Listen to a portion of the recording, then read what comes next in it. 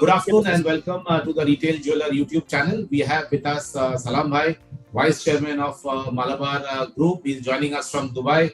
His dynamism has taken Malabar to great heights now. Thank you for joining us, and on behalf of the industry, Salam Bhai, thank you for your time. So Salam Bhai, what are your expectations from the IIJS Signature show, which is being organized by GJEPC from 5th to 9th of January on 2023? Thank you, Samit. Thank you very much. It's always a pleasure to talk to you, and it is a happy moment to talk to you. And when it comes about the IIJS, it is more interesting because as an international jeweler, international jeweler, we are always look at the IIJS very positively, and it helps us to plan our forward activities well in advance through the IIJS. Both the shows, IIJS main show and the signature shows, gives us a lot of input into knowing the product availability and planning the products and plan it forward. It is always helpful. And especially this IIJS signature, this year it is coming in January, and it is the time the market is opening up in many of these markets. And it will help us more into planning, especially these immediately the Akshaya Tritiya will be coming in March, April, then that is a selling occasion. And in many other markets, international markets, after the Christmas holidays, January is a little lean month, and from the February, March onwards, the market will pick up again. April up to April, May, it's a good season. So we can plan the things advance. So Salam Bhai, now you have just launched your international hub in Itra, Dubai. Such a lovely building. Many congratulations, and you're also very, very close to launching your national hub in Mumbai. So what are the new trends which you have seen? You have been one of the fastest growing jewelers in the world. You are now the 6th largest in the world and really moving fast. Are there any special trends which you are seeing in international markets or Indian markets? And can you tell our viewers on any products or any consumer insight which is special for you? So, first of all, the trend means that the new generation customers, we'll have to look at them very seriously, because as an Indian jeweler, we were always selling jewelry as a wearable or a consumable investment. So they are buying a gold jewelry because of the value of the gold, because they want to invest in gold. At the same time, they want to use that as a product. So when they buy it, they will buy a piece of jewelry with a certain amount of investment binding on that. That may not be the case in the forward. The younger generation, the new generation is not looking not only in that lane. That is not their major approach when they look at the jewelry. They are looking at the piece of jewelry which appealing to them, which will go with their taste and which will enhance their personality things. So the design and product development plays a very important role. That is why you can see that, that you have seen in the recent IIJS also, that a lot of new vendors are coming with innovative designs. That is a very positive thing. People coming with designs instead of coming with earlier it was like, okay, I am displaying 50 kilos of ornaments or 100 kilos of or more 1000 kilos of ornaments. It is not that. Now the vendors are saying that I am displaying 100 new designs. That change is happening in the minds of the vendors as well as the retailers, and that is what is required for that month. Especially in the international market, it is important, and we'll have to concentrate on that design part of it. Great. And Salam Bhai, your Brides of India has been a landmark campaign, which you have been doing for the bridal market and the wedding segment, and your stores are also reflecting that. Like your latest store in Hyderabad has such a large, bridal segment. How is this campaign performing for you internationally also? Because you are getting to the Indian diaspora very big way, because that is one of the largest segment of products which in IIJS you will see. So bridal jewelry constitute almost a 40 to 45% of our total sale in India or in abroad. So the only difference is that the pattern may be different.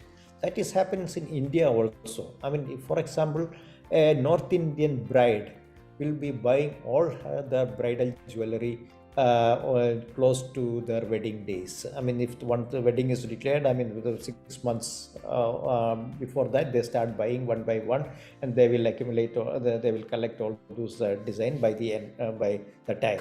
Whereas if you go to the South India, when the baby is born, a girl is born, I mean, the parents started buying for the wedding jewelry. That is the culture. That there is a difference in I mean, buying patterns in different areas.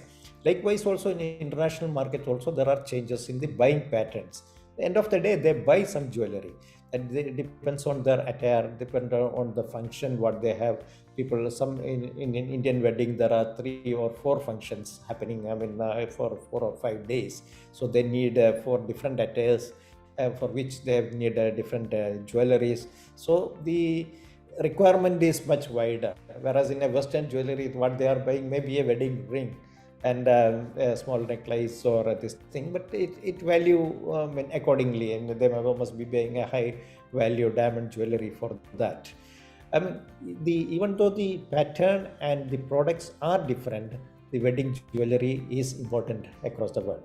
The latest trend what I have seen is that what we have observed is that the decision making in wedding jewelry has moved to the bride herself.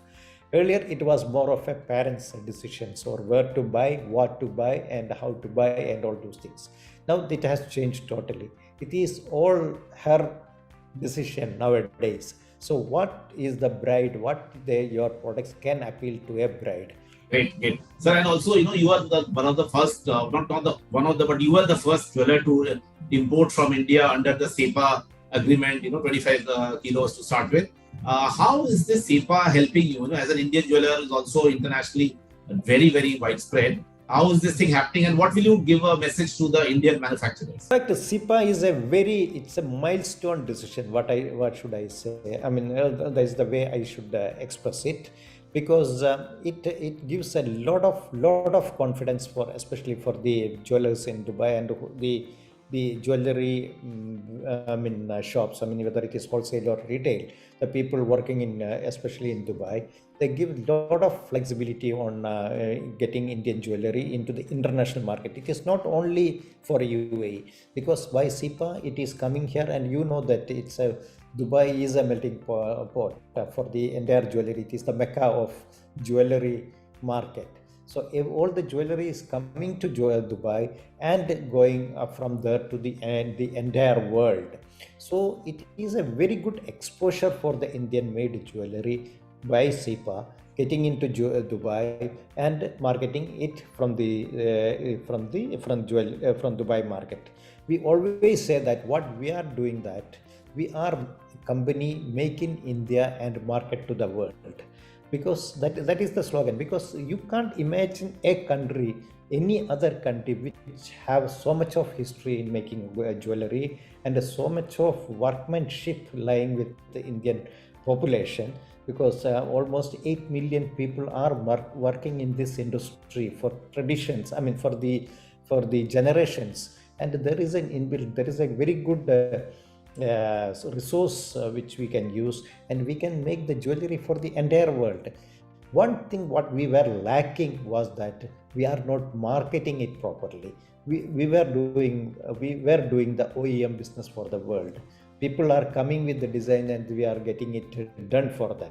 It should change. We should design our products and we should make our products Indian products, and we would market it as an Indian product. That is what we are trying to do that. I mean, I was listening to Prime Minister Modi ji once in one of these our jewelry meetings, and he said that is what he is looking for, because he know that India is exporting so much of jewelry, but it is just a job work we are doing for the world markets. But this is the time. I mean, Indian jewelry, Indian craftsmanship, Indian artisans are well worst in the world for generations, for centuries, and they are appreciating the Indian art. Why can't we market it properly? Why can't we market it as an Indian brand and an Indian product?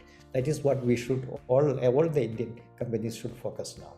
Thank you so much, Salam Bhai, for your very good insights. And as India under PM Modi is really taking large steps in moving Indian exports to doubling exports in the next 5 years. The dream is that Indian domestic should move from 60 billion to 100 billion, and export should move from 40 billion to 100 billion. So in a global market where it's a 500 or 600 billion, we should be 200 billion easily. So we look forward to you becoming the number one in the world in retail, and India also dominating the gem and jewelry. Thank you very much, Salam. Look forward. Thank you very much. Thank you, sir. Thank you very much. Thank you.